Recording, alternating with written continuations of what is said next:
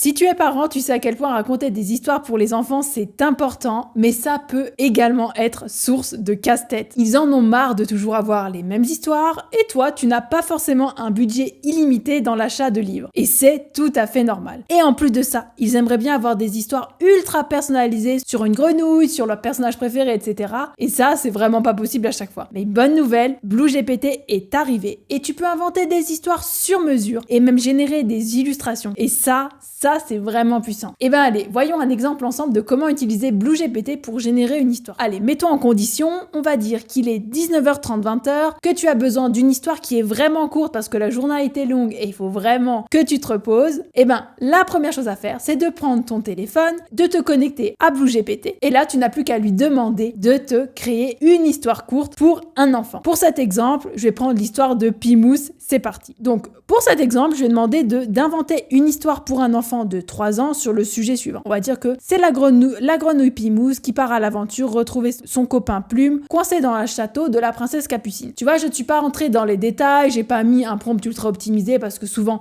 on n'a pas le temps de rédiger un prompt optimisé et puis c'est pas nécessaire parce que du coup, BlueGPT est déjà assez performant pour te proposer une histoire qui va tenir la route. Une seule astuce que je te donne, c'est quand même de préciser l'âge de l'enfant si tu veux une histoire courte et un peu les personnages principaux pour que ça puisse plaire à la personne qui va écouter cette histoire. Et donc là, voilà, j'ai eu une histoire. Je te mettrai le résultat en commentaire et moi, je peux te dire que j'ai vraiment été très satisfaite de cette petite histoire. Et donc ensuite, du coup, je vais quand même demander de me générer une petite image pour que on ait une image qui soit associée avec quelques illustrations. Et donc voilà le résultat. Voilà la petite grenouille que tu peux voir avec un petit château, un petit teddy-bear. C'est largement suffisant pour une image qui fait moins de 5 minutes. C'est nouveau, c'est innovant et ça plaît à tout le monde. Ça te simplifie la vie. Et donc pour ça aussi, BlueGPT, c'est vraiment top. On passe maintenant à une autre catégorie qui est la catégorie d'utiliser BlueGPT au quotidien.